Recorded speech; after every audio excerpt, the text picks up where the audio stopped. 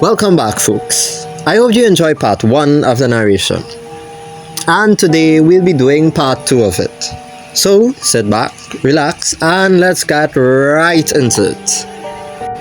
So far, I was laughing along and having a good time. The sight of the next guest, however, started making me nervous. It was an old lady. She couldn't be a day younger than 60. The sort of sweet elderly woman in a just world would be cooking chocolate chip cookies for her grandchildren in a comfy cottage somewhere. But here she was, tied to a metal chair, eyes wide, shaking like a leaf. And like the last contestant, she seemed to know exactly what was happening. In exchange for our loving endorsement, they have agreed to loan us one of their star employees. Ladies and gentlemen, put your hands together for the Liquizma. Something sulked from the darkness far behind her, or perhaps it'd be more apt to say that the darkness birthed its own cloth. It was like a living shadow, and it took my eyes a moment to register what I was even seeing. How do I even begin describing this creature? I could say it looked almost human, or at least like something that may have been human long ago. Or could I start with its skin, which was all black and shiny as latex, seemingly smooth on first glance, but if you looked closer, you'd realize it was covered in a million tiny reptilian scales, almost like a shark. Shark have scales? Oh, okay. Its head was a bald man's, utterly devoid of any distinguishing features, like the basic stonk template of a human being. It was notable only for a complete lack of pupils and iris, its eyes a pure white. Its body defied basic biology in so many key ways.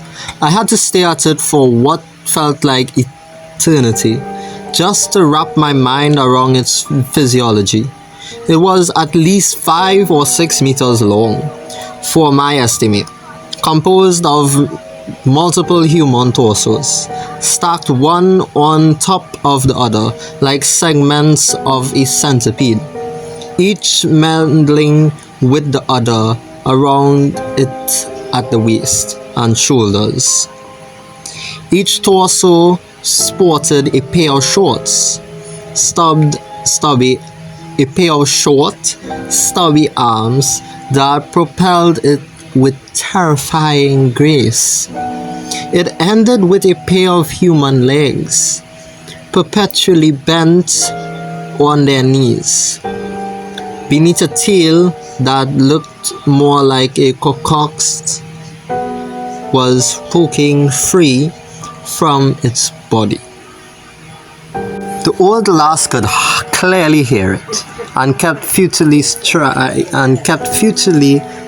trying to turn her head around enough to get a peek at what stood behind her. I mouthed uselessly, You don't want to know.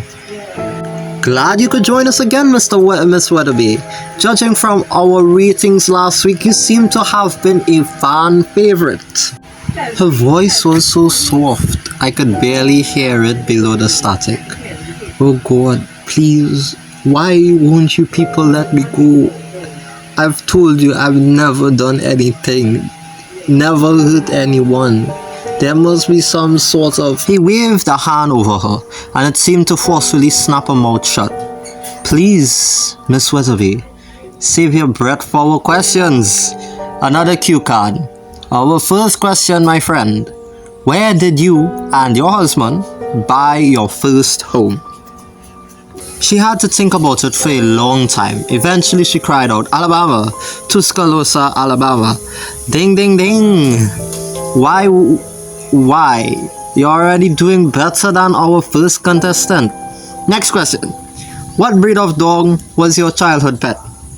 She had a pained look on her face as she thought. Eventually, a timer started ticking down. It wasn't visible, so it wasn't clear how much time she had left exactly, but the sound it made got more shrill and high-pitched with every second. Miss Weathersby, need I remind you that we have a time limit on the show? A tear ran down her cheek. I keep telling you people I don't know. I have dementia. I can't remember. Please. That buzzer again. I'm afraid that was the wrong answer. Liquisma? The old woman shuddered at the sounds of hundreds of feet drawing a little closer to her. Now, your first grandchild. What did he look like? What color were his eyes? His hair? She was crying harder now, like it hurt her that she couldn't remember something so dear to her. I told you I can't remember. Why are you doing this to me? If you don't remember them, why would they remember you? The host mocked as the buzzer sounded, and the beast drew a little closer. Really? Do you believe they still even think about you? Or do you think they're glad that the old bag of bones isn't there sucking up their inheritance? Okay, what the hell? Are they torturing this poor lady? I feel sorry for her. Oh no. Damn. This went on for, God, it could have been an hour. I was glued to the screen all the while, frozen with terror, praying for this nightmare to just end, for her to make it out okay somehow. He pored over every little detail of the life she lived and the people she loved, delighting in how little of it she could still recall. And the thing grew closer and closer, until she finally felt multiple pairs of hands resting upon her shoulders. The thing was looming over her now. A long, black thong, few feet in length, emerged from its mouth and ran trails of dark saliva over the back of her head. She looked broken down, eyes raw from crying. I could tell by the dampness of her dress she'd wet herself. Like, explain to me, what kind of monster would you have to be to make an old woman cry like that? Like, really, come on. I mean, like, it is a literal monster given the description of this damn thing, but like, come on, man.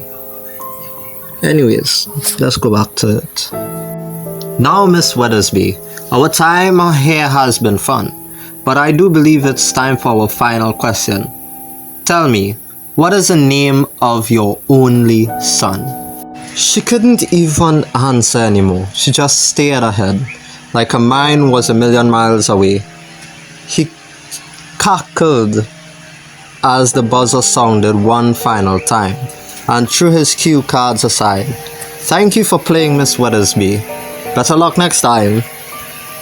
I would say the thing unhinged its jaw like a snake, but that'd be an understatement. The way the thing's face malformed and wrinkled and stretched as it opened its jaw, it no longer looked even remotely human. Its jaws must have parted at least 30 centimeters apart, revealing a second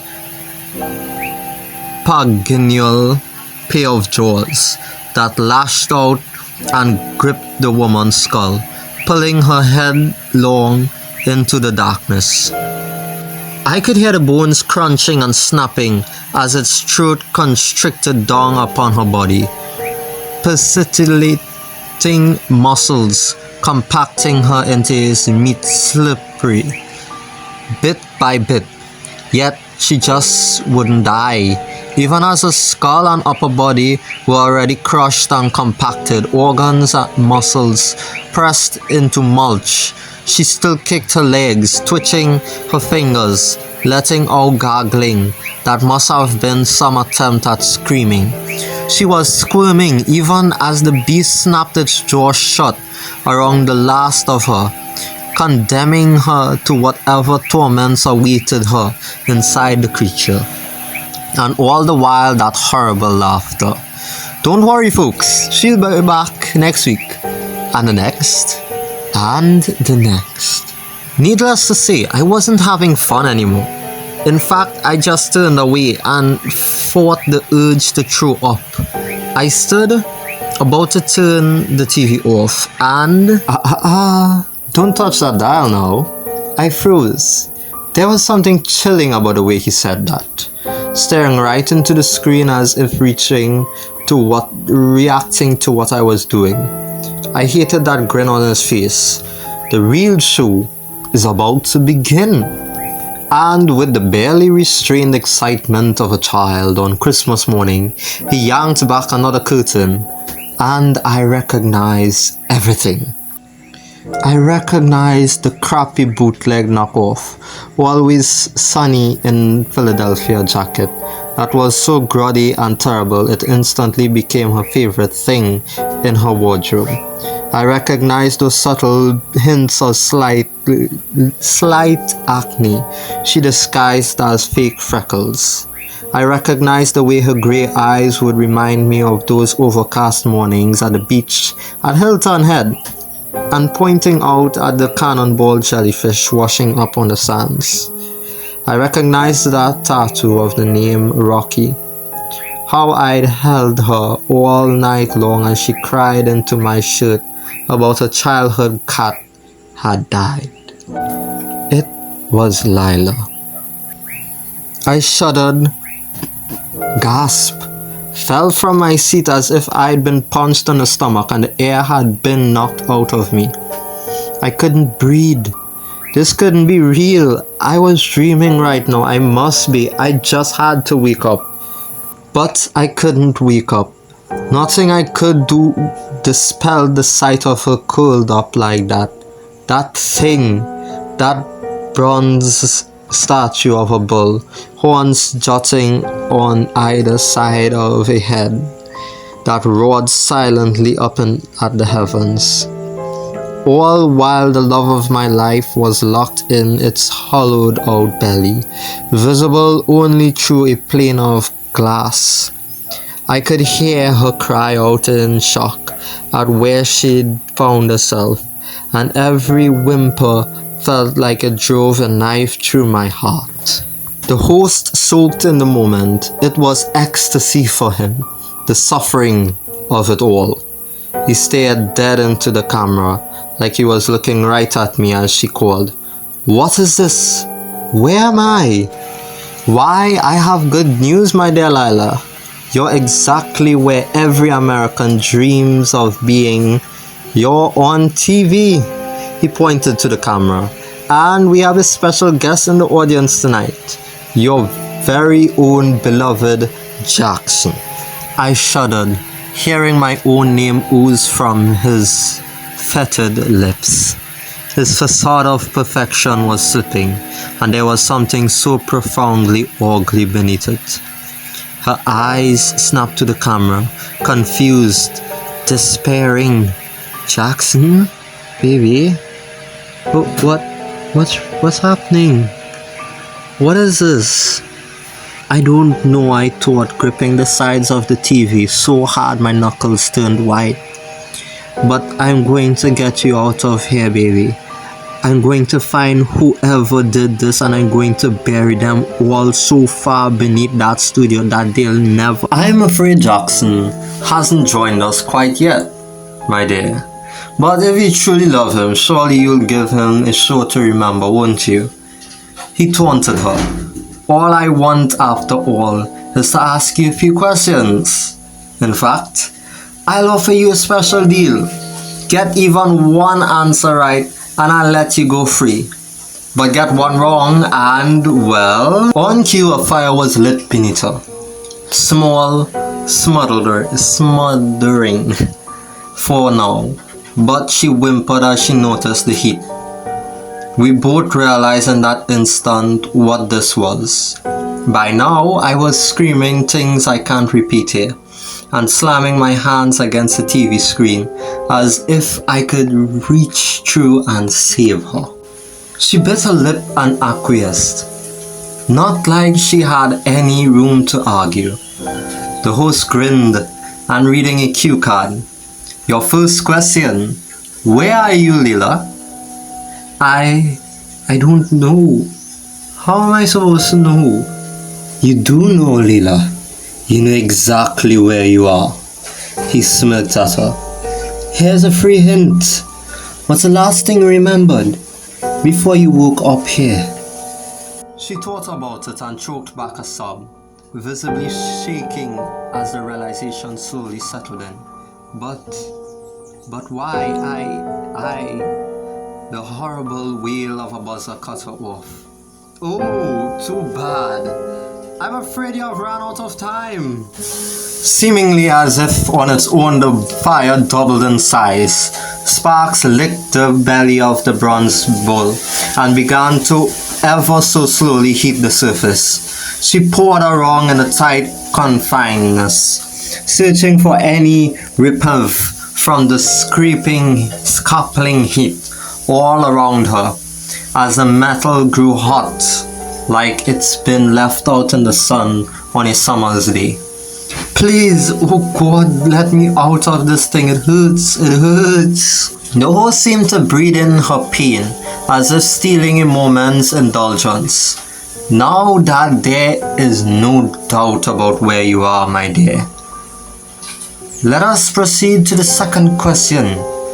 He switched to the next card. Did you believe in God in the end? Of course, she pled her case as if she was being tried in court.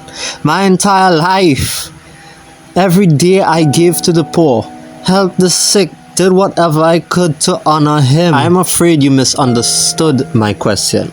I asked, did you believe in him at the end?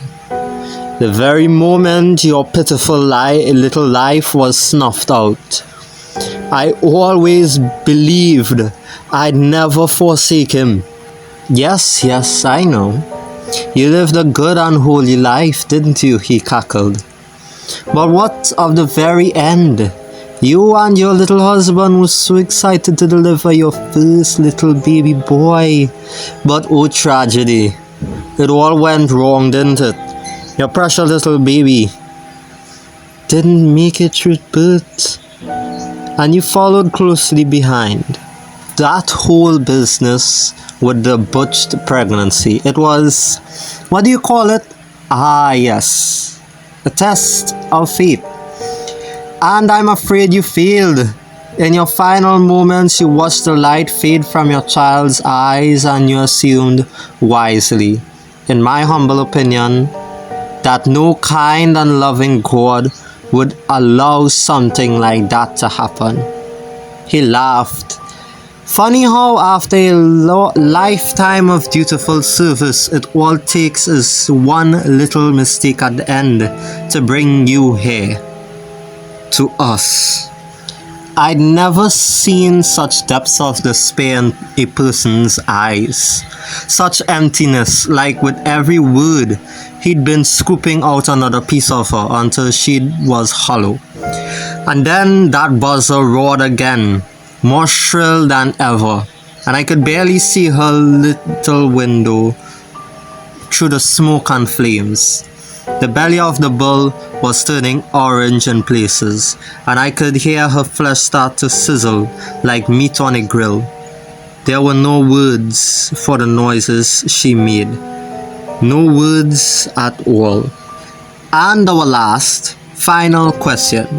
He continued, what were the last words to your poor, beloved Jackson?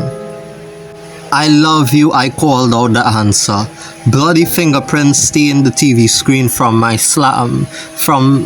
slamming my hands against it. As I screamed the answer over and over, I love you, I love you, I love you. At some point I forgot that there was ever a question. I was just screaming it at her, as if hoping that she could hear it, that it could bring her a modicum of comfort in that place. The buzzer sounded again. I couldn't bring myself to look. All I could hear was a roaring of the bull and a steam rising from its bronze nostrils. The curtain fell. Silence drowned the sound. The host dropped all pretense that he hadn't been speaking directly to me. Now, Jackson, you just might be one of my favorite audience members this show hadn't ever had. I know this must have been hard for you, but if you just stay tuned, I have one more show I know you'd certainly love. I didn't bother to touch the remote. After all, nothing could be worse than what I had just seen, right? Wrong. The horror racked me as the curtain rose, and I saw the man chained to a chair. I pulled away like a caveman witnessing fire, cringing and stuttering, face wet with sweat. It was a sort of fear that worked its way into your bones like a bad chill, that left you shaking and teeth chattering. It was me. An older me, sure, but not by much. 10 years maybe, a gaunt, hollow version of me. One twisted by 10 years of depression and hard drugs. It was unmistakable. His eyes widened as he recognized the host.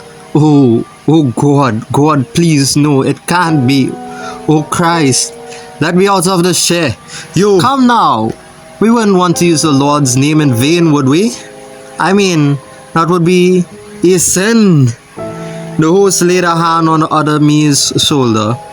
It may have been a few years since you watched our program, but I'm sure you remember the rules, don't you, old friend?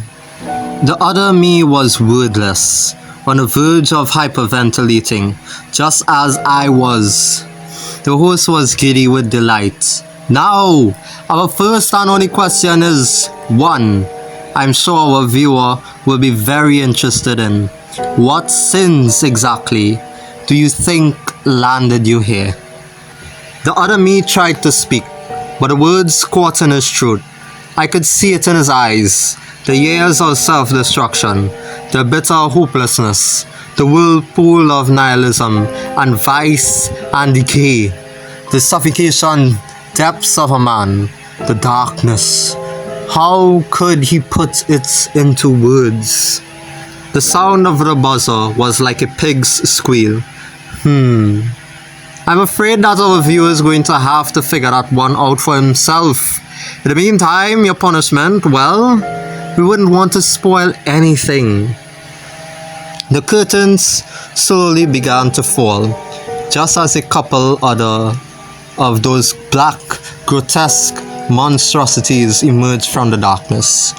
The curtain covered them all before I could get a good look at their obscene, twisted, asymmetrical figures.